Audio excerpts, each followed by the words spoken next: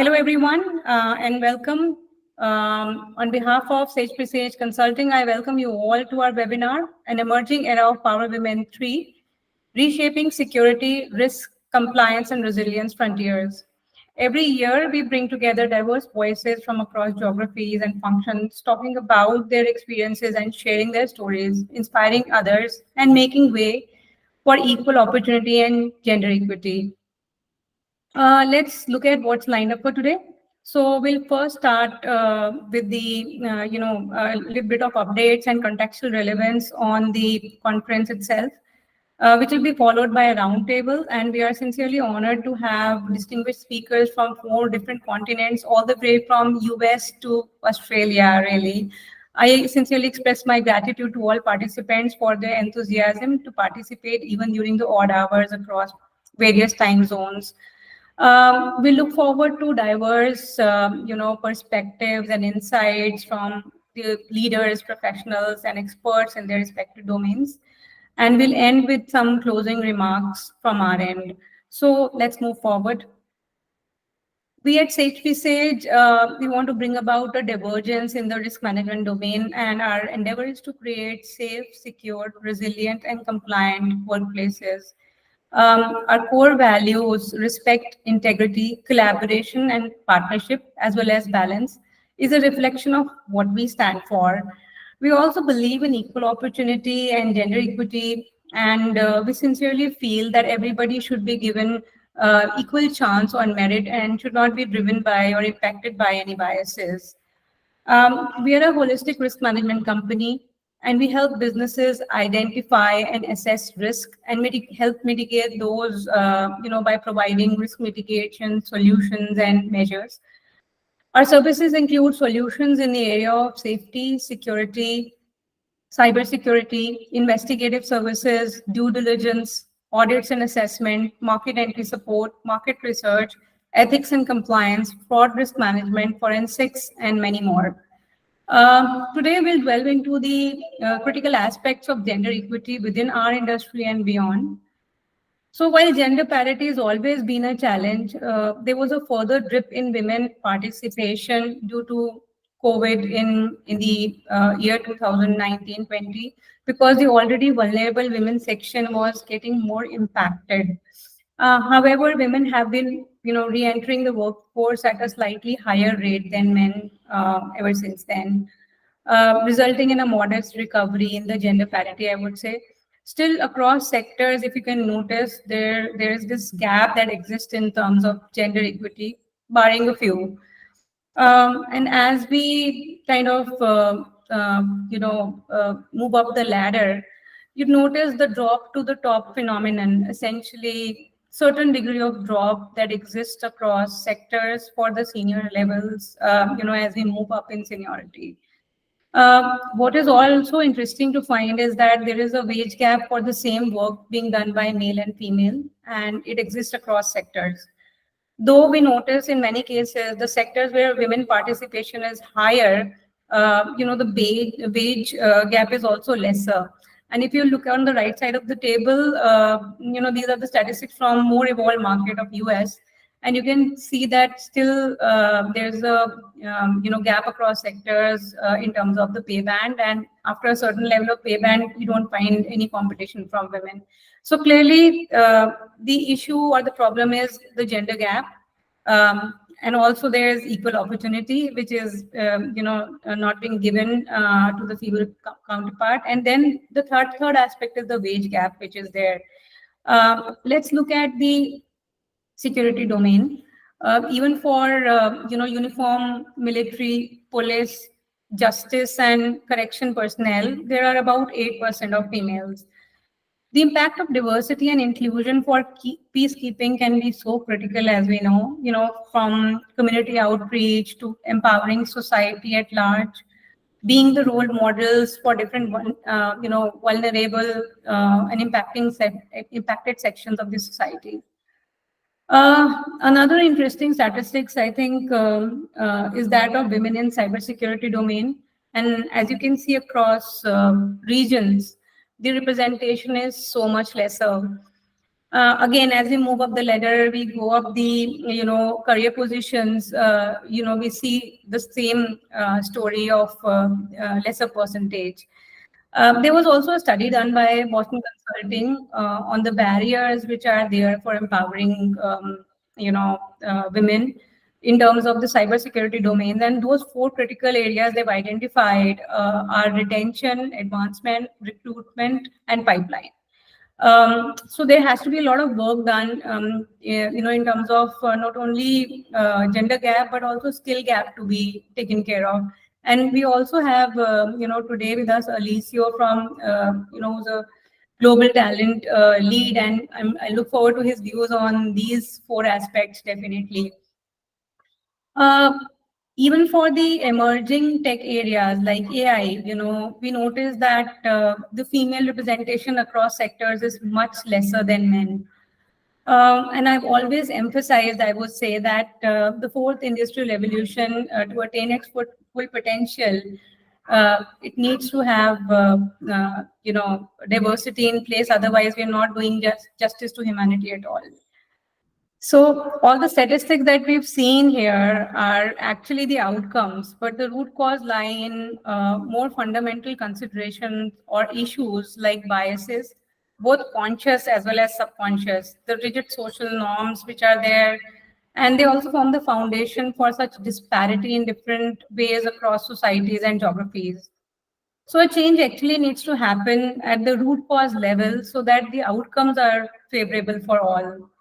Uh, there have been some promising initiatives, recently, at least in India, for women empowerment, including the Women Reservation Bill, reflecting a commitment in increasing women's representation in Parliament.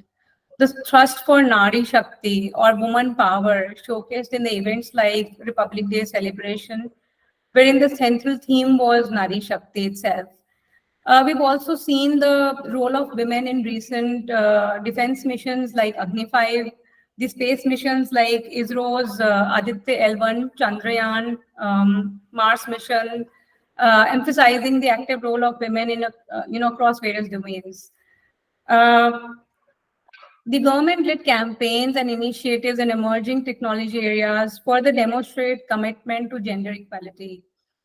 The platform, for women in science and technology with programs like Women Science Scheme, Women Technology Park, Nano Mission to facilitate and award young innovators in that domain. Apart from that, Namo Drone Didi, Drone Olympics, as well as Cyber Siksha program are just some of the other initiatives which showcase government's commitment in this direction.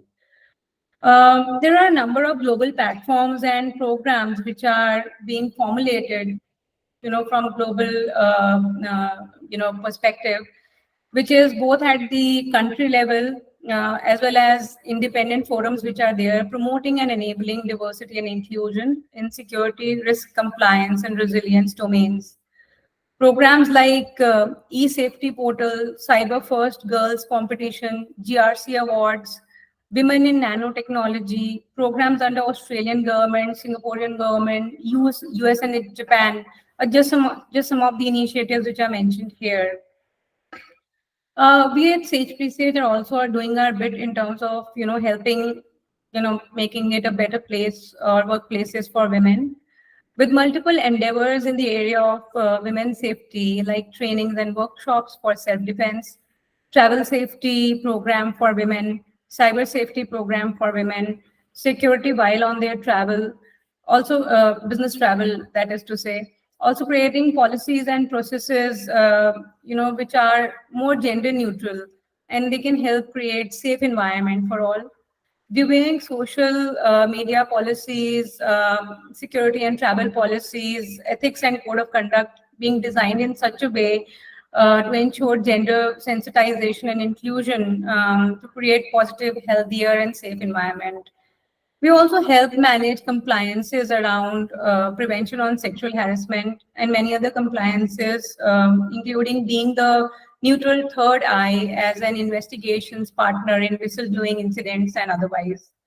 We're also doing our bit in empowering women in life skills, emergency response, and crisis response also. Our work has been appreciated, by our clients as well as employees who are a part of these initiatives, and found the skill enhancement in some of these critical areas like that of safety, emergency response, security, and many other areas. We believe it's important for everyone to collaborate in establishing a comprehensive ecosystem that fosters equal opportunity. We're also doing our bit in creating an ecosystem of equality while working for businesses, employees, interns, associates, vendors, and giving opportunities in the areas of cybersecurity, AI, and other emerging technologies, keeping diversity and inclusion in mind. Our shared goal is to create a safe, secure, healthy, happy, atmosphere and environment for everyone, treating each other with due respect. That's about it, really, and it brings us to the much-awaited panel discussion, where we are joined in by some of the very accomplished people from across sectors, and they'll be sharing their invaluable views. For this, I would like to invite Yolanda, or Yo-Yo as she's fondly known as. Yolanda is a business information security officer. She's a podcast host, which is the Security Circle podcast. She's named in International Security Journal as one of the top 30 influencers, and in UK Security Journal as top 20 security influencers. She comes with about 16 years of work experience across various domains of security, cyber security, and risk advisory as well. And she's served for 7 years with British Police, British Police Force, as well as a police constable and police detective. So Yolanda, over to you. Ela, thank you so much. I'm not used to hearing myself being introduced. Normally I'm introducing everybody else, but thank you. That was awesome. And what a great list of guests we have. And they are so massively experienced. What I'm going to do now is just give everybody an opportunity just to introduce themselves in their own words, and you'll see the talent that we have. So Gladys from New York, why don't you start by introducing yourself for us? Thank you. Good morning from New York City. Gladys De Leon. I currently am the Vice President of Global Security at Standard Industries. We're a holding company that owns GAF Roofing, BMI, other investments. Prior to this role, I was responsible for the Americas for Swiss Reinsurance. And prior to that, I've been in consumer product goods and manufacturing. Really looking forward to this discussion. Thank you all. Gladys, it must be 5 a.m. where you are in New York, so well done. Thank you. Next, let's go to Angrija. Angrija, you're based in India. Why don't you introduce yourself? Sure. Hello, everyone. So my name is Angrija. I currently am working with AstraZeneca India Private Limited. I'm the compliance officer for the AstraZeneca Private Limited entity. And I also provide compliance support to our APAC operations. Before this, I've had a varied range of experience with IT, ITES, technology in general, consulting, legal process outsourcing, all of those. And I'm glad to be here, sharing anecdotes, hopefully, and also learning from everyone else. Thank you so much for the opportunity. Thank you so much. I will come back to you shortly. Renska, based in Australia. I don't even know what time it is where you are. How are you? Very well, thank you so much, Yo. I'm based in the east coast of Australia, so it's 8 p.m. here. Perfect time for me. And thanks for all the introductions. My background, well, I'm born and bred in the Netherlands. I believe there's another Dutch lady in the room here. And I did an engineering degree originally, master's in engineering, and that was full of men. It was very little gender equity in that particular university where I was studying.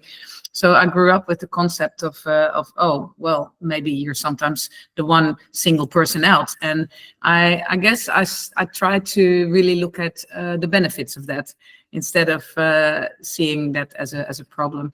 But since moving to Australia, I've been involved mainly in business continuity, information security, and risk management. So I've run a business doing that, a consulting business, and look forward to hearing from the rest of you. Thank you. I'm sure you agree with me when I say I would love lots of young girls in school to grow up and want to be engineers. So let's move over to Alessio. Alessio is based in Stockholm in Sweden. Hello. Hi, Yolanda. Hello, everyone. My name is Alessio. I'm originally from Colombia. I'm currently the Global Culture, Diversity and Inclusion Lead for Husqvarna Group, which is an outdoor powering manufacturing company that is also present in the construction industry. My experience comes for working within the talent management space across different talent development areas, from recruitment, talent acquisition, employer branding, all the way to career development, performance management, culture transformation, and diversity and inclusion. I've had the opportunity to work with diverse talent from across the world, and that is a valuable point, I would say, that has allowed me to gain more experience on how really to drive diversity and inclusion initiatives across different organizations. I'm very happy to be here today to hear valuable insights, I'm sure, with all the panelists. So thank you. Listen, it wouldn't be an inclusive panel without you. So thank you so much for joining us. Right, let's get into the questions then. And we've got a couple of questions for each of you. So Gladys, I'm going to circle back to you in New York, in the United States. Gladys, your first question, and it's a fairly loaded question. How does diversity in teams enhance problem-solving capabilities, particularly when faced with complex challenges presented by this fourth industrial revolution? How will inclusion be critical for it to attain potential? Thank you. So no, I really spent a lot of time thinking about this, and I'm really glad that Ela posted those slides about the difference in women, right, in the industry. And with this fourth revolution, right, everything is fast changing, technology, right? So why women, right, or all diversity encompasses everyone, but women are a huge part of this, yet we're underrepresented in this field of technology, right? So I think that if we don't do something now, right, the people that are on this panel, people like Alessio, helping bring more women, more people of different backgrounds into this field, we're really going to be doing disservice to ourselves, right? I think that's a huge part. Also, I think as we're hiring, including myself, I think a lot of the times, right, when I've been hiring, it's who do I put in that can start doing the job right now, today, right? I need you to hit the ground running. With this fourth industrial revolution, things are changing so rapidly that the skill set that I'm hiring for today that I may need right now may change in a month, 2 months, a year. So I think as hiring managers, as companies, we also need to be hiring for potential. Are the people agile, right? Can they adapt with the times? Can they accept challenges? Because if I have somebody that can do a skill set, right, a particular skill set, and they've been doing it for 20 years, it doesn't mean that they're agile and will be able to keep up with the pace. So I think that's where when I sat down to think about it, I was like, wow, there's so much happening so rapidly, and we need to be able to keep up with it. That's a very good point, Gladys. Thank you so much. And Gurija, I'm going to come to you now, back in India. So your first question is, how do you ensure diversity and inclusion considerations are integrated into your compliance strategies, particularly in addressing the unique challenges posed by different regulations across regions and industries?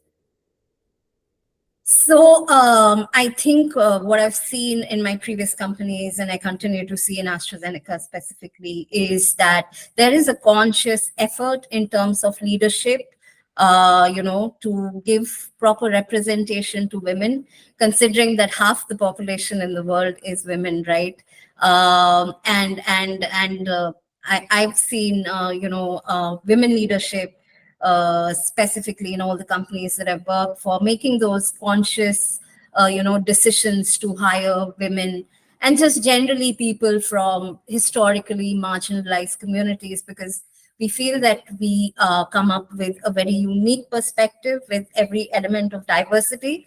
So within my own teams, I've seen a very good representation of people from all countries, all cultures, and I think I've seen a lack of micromanagement, which is fundamentally necessary if you want to empower, more inclusive and diverse teams. So I think that is very, very important.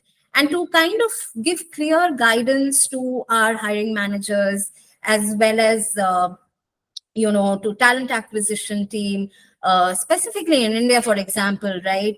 The societal structures are such that even if you have very qualified women at the top, at a significant time in their life, they take a step back in order to take care of family or whatever their personal obligations might be. So some of the important initiatives that we have, seen working is to give an opportunity to these women to come back to work, whether it be after a maternity leave or a caregiving leave or things like this. And these things need to be dealt with very consciously. So that would be my 2 cents to it. And very good points made. Rinska, back in Australia, the question for you is, with emerging tech and changing threat landscape post-COVID and geopolitical considerations, businesses are going through a transition. How do you see the traditional security and risk management role changing and the implication on gender gap? Would this transition help narrow down gender gap at various levels? What's your opinion? Yeah, look, I think apart from the Australian marketplace, globally, it's known that any cyber attack depended on a person clicking. Now that's simple, well, maybe not any, but I think it's around 80% or something like that. And so that tells you something. Cyber attacks, information security threat, risk management, it includes a very big role for people educating others. And it's about the human factor in there. And typically, women are not so bad at the human factor, right? We all see the gender gap started, in this technology space where it's, in engineering or technical kind of cybersecurity roles. But with the recent movements, especially where we started to see, phishing attacks, ransomware attacks, and so on, where it's all about, how do we educate our workforce, the people that interact with us, how do we educate them about keeping our place safe? Yeah, that whole training and awareness role is a real opportunity for women, and I see more girls and women actually being interested in the world of information security. And I guess the other development that I see is, I actually provide things like ISO 27001 training and auditing services.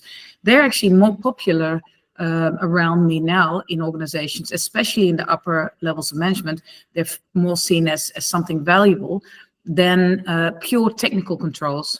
So, and the ISO 27001 world is really a huge amount. It's about organizational and people controls, and that's really a good opportunity for women because, yeah, like I said, women are typically, if we want to stereotype, which is already a bad starting point, but if we want to, then there's really an opportunity, to say, hey, girls, this is the way to enter. It's not, a detailed look at your screen kind of role you're doing here. You're actually educating a whole group of people, and typically we find those roles in HR and comms in an organization. Well, this is actually a HR and comms role in some ways. So I see it as a huge opportunity, and I see it actually happening. It's not just that we hope it. It's happening. So yeah, it's nice. I agree with you. Alessio, your question is, you've hired talents across functions and geographies. Many times biases are created with hiring processes, especially with the language around job descriptions themselves.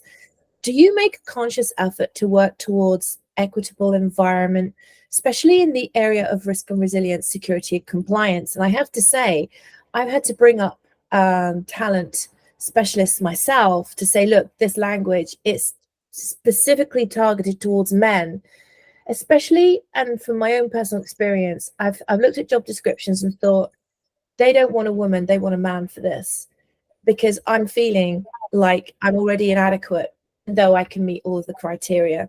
Does that make sense to you? Thank you for your question, Yolanda. And yes, absolutely. That's a present challenge, I would say, that all organizations have when in today's world, when we talk about diversity and inclusion. And we make conscious efforts to challenge biases among industries where female representation has not been high historically, also all the way to the present. When we talk about recruitment, it's one of the key HR processes where organizations can drive significant efforts to enable and increase diversity and inclusion among their workforce. If we talk about job advertising, for example, based on my experience, we have worked on developing job posting guidelines, providing tools and resources to both recruiters, but also hiring managers to implement inclusive language when defining a job description for a position. And here I would say that the key aspect that the organization needs to ask or tackle is how we communicate the unique value through an inclusive, unbiased tone and message. And this work needs to be also complemented, I would say, with an ongoing training related to unconscious bias and how to challenge our perceptions around different areas, industries, and positions. We're looking at the current talent pools, which are more diverse than ever if we compare to previous years. And when we talk about unconscious bias, it's important that we make people feel comfortable around the fact that all of us have biases at one point or another, and it's not a matter of finding who is the guilty one. If we look at through that lens, it's more about how can we all of us educate ourselves to challenge those biases. And especially when we talk about this topic through the HR perspective, we need to put effort in each step of the recruitment process, from screening, interviewing, all the way to assessment center, because of the biases are going to be there. And I would say that lastly, the second topic that I believe is highly connected based on my experience with unconscious bias when we are recruiting talent is the inclusive leadership piece. This is another aspect where we need to put effort to train our leaders to understand and be able to approach inclusion from a more comfortable position, and how they can actually foster a work environment that enables it. And here the focus will be on creating psychological safety in their teams and in the work environment as a whole. So I would say that these are key efforts that many organizations across all industries are focusing on, but it's an ongoing learning at the end. So we also need to be aware that it's not a set in stone topic. So it's we learn as we go, and we trying to understand what works best. I think I speak for everybody here when I say, somebody listening, they might think, oh, we've got this great job description. It's taken us a long time to get ready to push out, because sometimes they do. I think every single one of us here would be willing to read it and give advice on whether it meets the inclusivity criteria. Okay, cool. Look, let's circle back then. Let's circle back to New York. Gladys, what suggestion do you have in terms of initiatives at various levels, collaboration and mentorship programs, for example, to promote the right talent and to bring in more diverse talent, and to also pave way for diversity in leadership roles within security? What are your solutions? So a lot of it, I think, at least for me coming up, right, and the world is changing. And when I was in high school, when I was in college, I didn't know that there was these pathways. I didn't even know what corporate security was, right? And I know that it's changed a lot in the last few years, but I still think we're not targeting enough at these for girls and boys at the very young levels, right? That there's other pathways to security other than law enforcement or criminal, military, at least, and here in the United States, that's big, right? And I'm still seeing job descriptions that say 10, 15 years of law enforcement. And the trend is, right, we're also saying we want to see more risk, based approaches. We want to see strategic, but you're still writing resumes, as we've been saying, right? Or, I mean, job postings for people that have these all qualifications that are not diverse. So for me, a big thing is mentoring at these for the very young people, recruiting from colleges that are underrepresented, right? I've been at companies where they hire and recruit from the senior vice presidents, the CEOs, alma maters, right? They're not the students, the diverse students you're looking for most likely did not go to, Harvard and Yale and all these other, and Villanovas, right? Just realistic, at least for me, at least. So I think we need to do a better job there. Within corporate, mentoring and sponsoring people within the organization is huge, right? Especially we're talking about trying to bring in a diverse pool. Well, you've got, and I don't say it because I was an internal auditor, a paralegal, I was in finance. Look at these different functions and see where you can cross collaborate and pull people in. I just started at my new company a little over a month ago, and the executive admin is incredibly talented. And she's working on all these security projects. And I'm like, why are you still an admin? So quickly now we're promoting her to global security specialist. And I'm like, we have the talent sitting here and we're not utilizing it to the best, right? We're wasting her talent being an executive admin. And so I think that those are the huge things, right? Really sponsoring people and having an eye.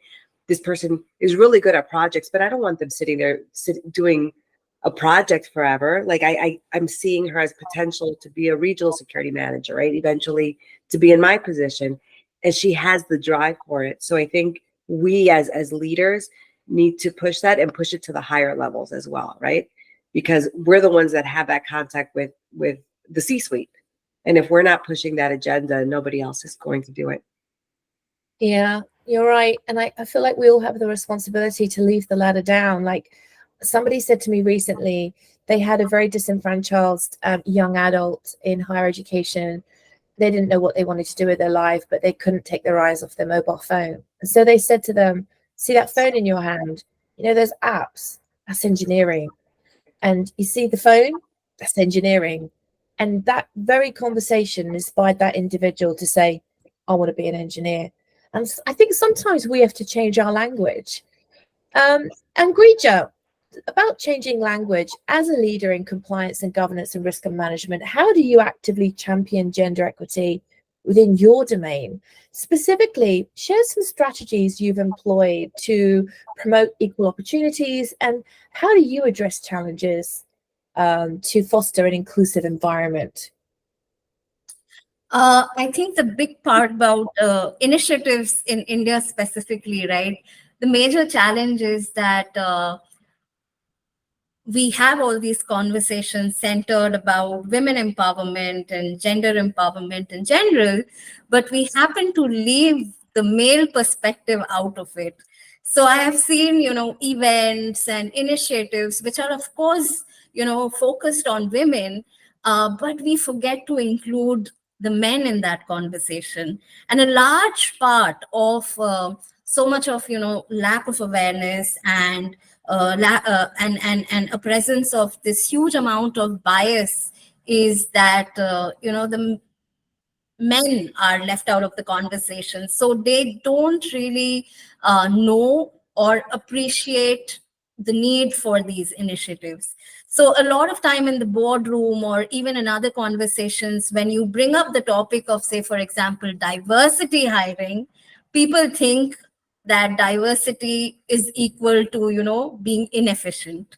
So I think I would probably say that what we need to do as leaders specifically in this domain is actively include the men in these conversations. That's the first thing that we need to do. So when we are talking about say for example right now in India, a big part of the conversation is whether we should be giving women menstrual leave, and for men, it is just, oh, it's just that time of the month. Why do you need that kind of a premenstrual leave, for example, or a menstrual leave, for example? Typically, as part of our health initiatives and all, we are now extending that conversation to men to understand that this is the reason why we would justify, menstrual leave for women. I think that's one of the things. And the other thing that we are doing a lot of reverse mentoring. So we have, women sort of talking to their male, seniors, because a lot of the decisions are taking place at that senior level, and unfortunately, that generation, is a bit not agile in terms of change or listening to new perspectives. So I think reverse mentoring has helped a lot for that generation, both men and women equally, to understand some of the unique aspects of life after the 80s or the 90s. Apart from that, what I personally do is not just sort of try to reach out to the leaders per se in terms of business and statistics. I know business and statistics matter a lot when you're taking those executive decisions, but I have personally always preferred the art of storytelling in order to reach out to these to the leaders, and also to the people, my peers or my juniors. I mean, there's a significantly large number of people who really want to listen to personal stories of leaders and, senior folks. So I personally believe that I need to make myself far more approachable. And I mean, if you would have asked me like even 5 years ago or 6 years ago, probably, I would have had a different point of view. So I need to also, be open to all sorts of thinking. And I would have prejudged someone, or I would have assumed certain things. But I think I have, decided that I need to look beyond those assumptions and presumptions. And a very important part also, I feel, is speak a little bit less and maybe listen a little bit more. That has really helped in opening my mind, and also in order to empower people. And one of the hard lessons that I've learned based on personal perspective and what I've realized with others as well, is that I need to call out actions which are kind of wrong, when it comes to, dealing with bias or decision making or recruitment or whatever. Like Alessio said, right, there's a lot of unconscious bias. All of us have it. But very, very important is to just, at that point of time, immediately, if you're in a position to do so, please call out that action. That makes a hell lot of a difference. Yeah, some very good points there. Rinska, let's go to you. I think when you look at the corners of the globe that we all represent, I know that I can speak for the UK when I say that, the number of people in a uniformed role is only around about 10 or 11%. And that's not much greater really than the statistics that Ela read out. Australia has a reputation for maybe being a little bit more misogynistic than most, and that's based on, people that I've spoken to and experiences that they've had. How difficult is this for you, especially around this kind of fast evolving landscape of business continuity management, information security, and risk management? How do you encourage professionals to embrace lifelong learning? And what resources or strategies do you recommend for staying updated on industry developments? Yeah, look, what you're saying is absolutely true, and it's. I also sort of on the contrary of that, I also think every challenge has a hidden opportunity, and it's all about asking the right questions to find where those opportunities are. Some of the aspects that were highlighted earlier were around including men, for example, in the conversation. My first success in some of the things that I saw around me, which were not very gender diverse, were asking the men, the guys around me, and say, hey, look, you've got 3 daughters, right? Would you like them to start on a salary 20% lower than all the guys around them who actually are not performing any better in exactly the same role? Would you like that? Or how's your partner, your wife, performing? Is she doing a great job? Should she be paid equally? And when it gets close to people's hearts, then the conversation changes. And especially if you use a little bit of humor with it and not this, I don't know, traditional feministic kind of approach, which scares a lot of people, men and women, by the way. And younger people too. So it's not about getting together and ganging up with other women. It's really about reaching out to men and say, look, this society works, actually best when it's kind of balanced and when there's diversity. How can we all achieve that without challenging anyone's power either? Because that's, if people are doing a great job, it's not like we're trying to replace people here.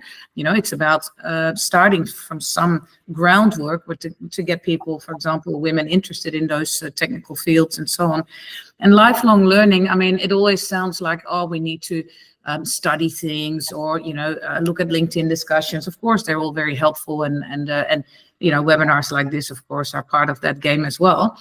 But I actually think most people in an organization have a huge amount of opportunity to learn around them, immediately around them, in their own space, in their own teams, in their own groups of people that they deal with. And in different cultures, especially if you're talking about different cultures, there's a cat walking around. Look, I work a lot in different regions, and where there's even bigger challenges when it comes to these gaps. But the more it's obvious, sometimes it's also the easier to change. Where it's very hidden and it's sort of, everything seems very balanced, and that's where the biggest challenges are. And for example, I've heard in my earlier days when I started doing a little bit of work on this, gender balance, closure of the gap, and mentoring other women and so on. I thought it was in particular sectors like security, but then I found out in the financial sector, it's where the huge amount of gaps are, where you see a lot of women working, and the participation is actually quite big, but there's still that big gap. So sometimes it's hidden somewhere, and that's where it gets harder. I think the obvious fields like security and what we're talking about here, it's actually almost easier to start a conversation and to break through some of those strange perceptions that people have and stigmas. So I don't know if that resonates with all of you as well, but that's my experience.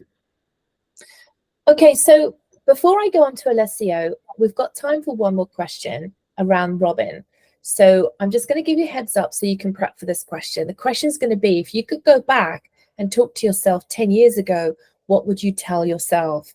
Alessio, when I am recruiting, especially if I'm working for a big branded business, I take a responsibility to make sure I interview any person from a minority background, even if their CV isn't quite up to a standard I would like. Because I take into consideration maybe the experience they have, maybe the lower confidence, maybe the kind of just not really being fully prepared. And then I use that opportunity to assess that talent. Is that talent going to be right for our business in the future, even if they're not right for us right now? And because you're working for a big branded business, you have a responsibility, I think, for people to step away and say, hey, listen, I wasn't great for that interview, but they took time to tell me what I need to do to be better. And they've said, basically, reapply in 6 months if I go do this, this, and this. And then they go away thinking, that's a great company to work for. I always advocated for that. And then I connected with that talent and I followed them on LinkedIn. I invited them to join webinars.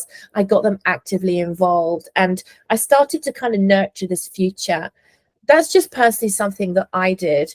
Looking at your questions, what steps have you taken to sort of build diverse and inclusive teams in the global context? And how does diversity contribute to the effectiveness of teams and business? Big question. Absolutely, Yolanda. I have to say, firstly, thank you for sharing that personal approach that you have taken. I think it exemplifies that today, when we talk about recruitment, we also need to think about how we create long-term relationships with talents that might not be ready at that specific moment when they are participating in that recruitment, as you were saying, but they might be ready for us in the future. And by having honest and transparent conversations with them, supporting them and enabling them with different resources, then we can also build our own talent pools to diversify them as much as we can. So we are also having that mindset of, okay, what can I do in the present that my business needs in 1, 3, 4, 5 years? But coming to the question, I will start with the second part.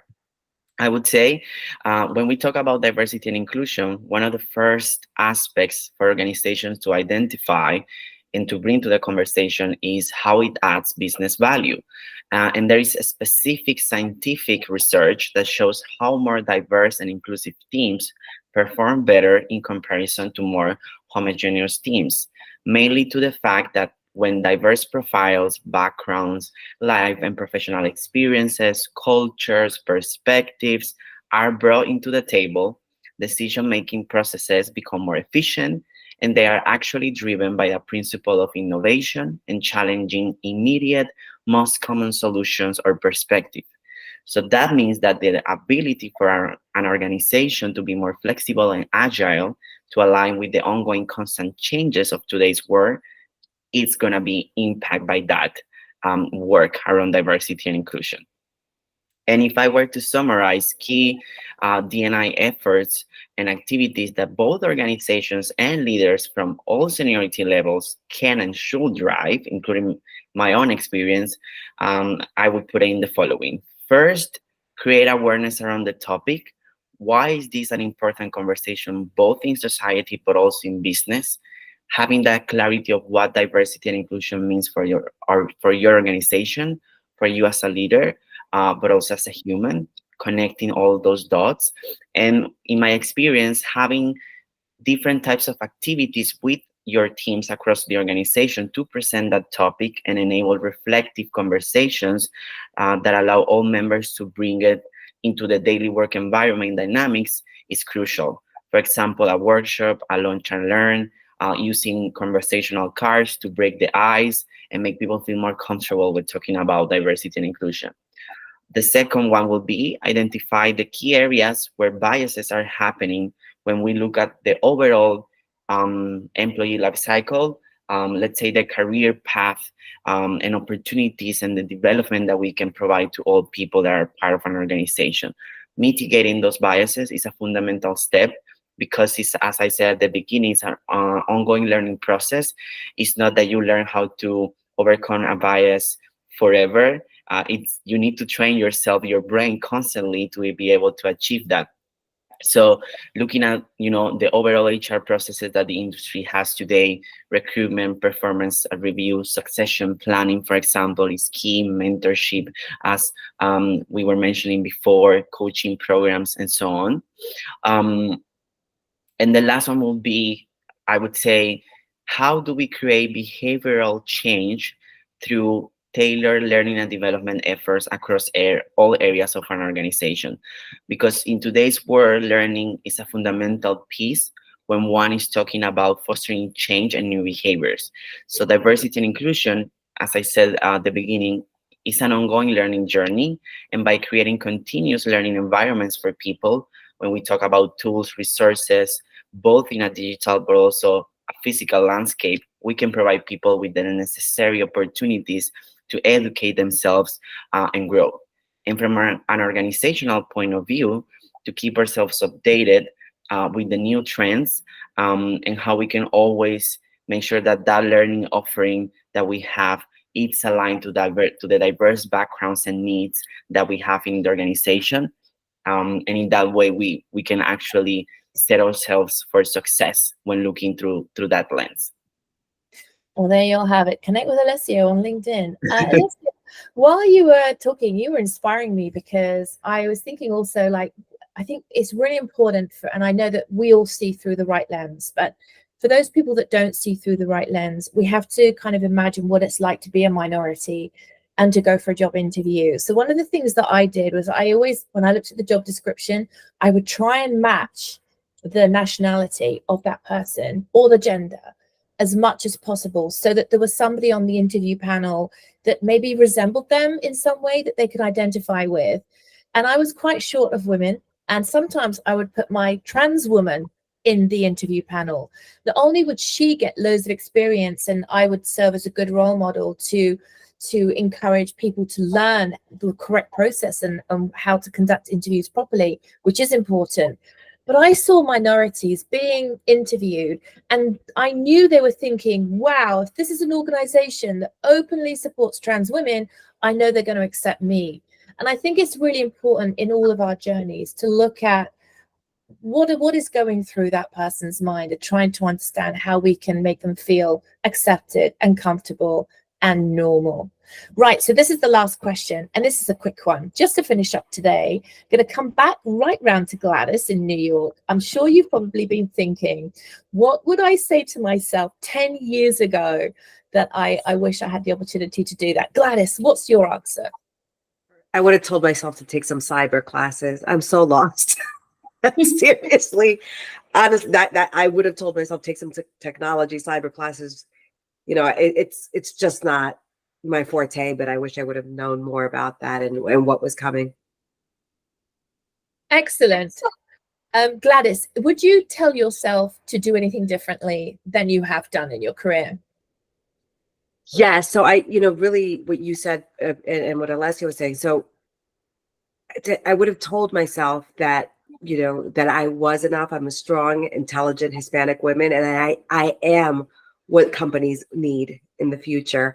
And as a culture, Hispanics are we're told not to over talk about ourselves. And that's one thing that I need to do more of and teach my daughters and other people in our culture, learn to promote yourself and not be shy about it.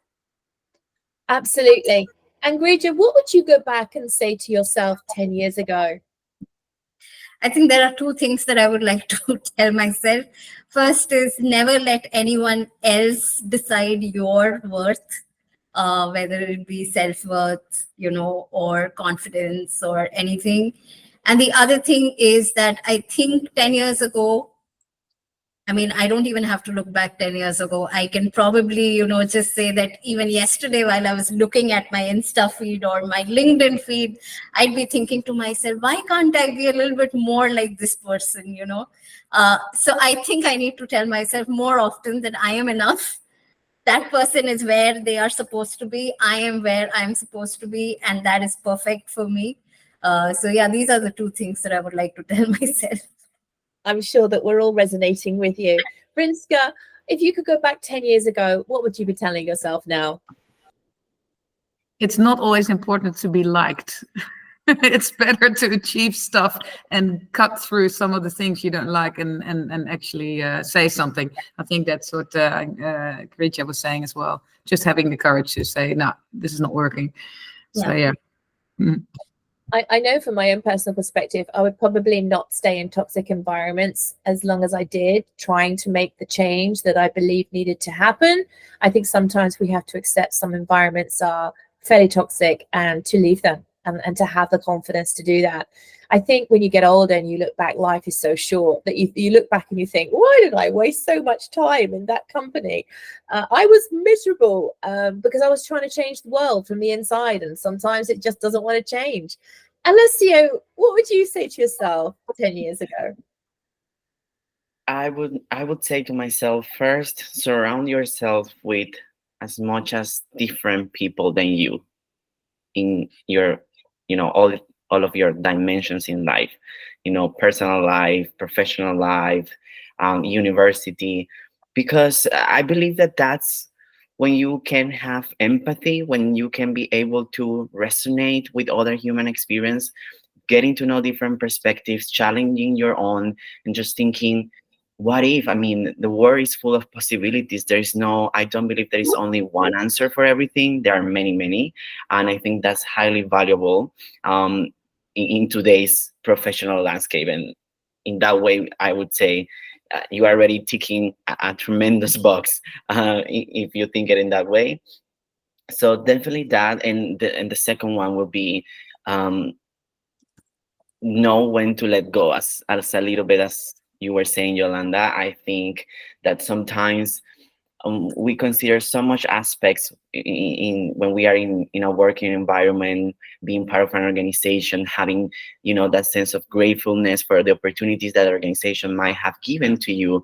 But, you know, everything is changing in life, everything is always moving, and that also applies for our professional life. So knowing when to let go and just, you know, be ready for the change, it's important. Absolutely. Well, listen, you've all been amazing. And I would urge anybody listening, watching, to get in touch with all of our panelists today. Tell them what you thought, ask them questions, ask for the advice that you need. And that leads me back to handing over to Ela. Ela, thank you so much. It's been a pleasure. Thank you so much, Yolanda, for weaving it so beautifully together, and everybody else for their honest sharing of views. I must say, it's really been enriching just listening to all of you.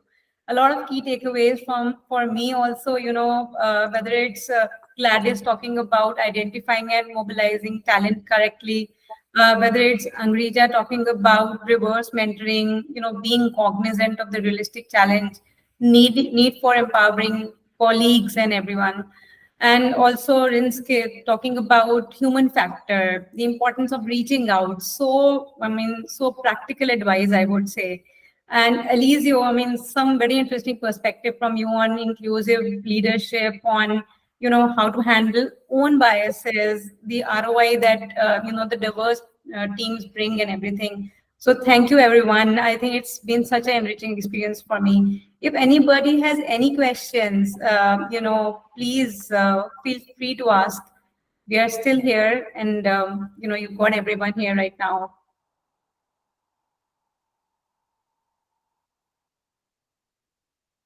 Or I'll just share our email ID as well. If anybody wants to reach out to any of us, then please feel free to do so.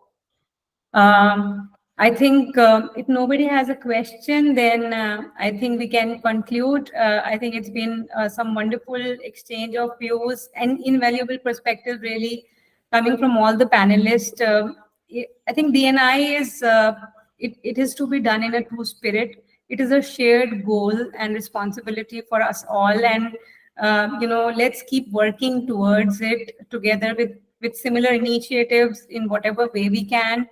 And before I sign off, if there are any suggestions, ideas, anybody who want to collaborate or looking forward for our services, we've shared our email ID in the chat box. We'll be more than happy to get in touch with you. And once again, thank you to all the panelists, attendees, Yolanda, especially to you, and all the supporters who've been a part of us our webinar today. Thank you. Have a great Thank day. you. You all. Bye bye. Bye. Bye. Bye.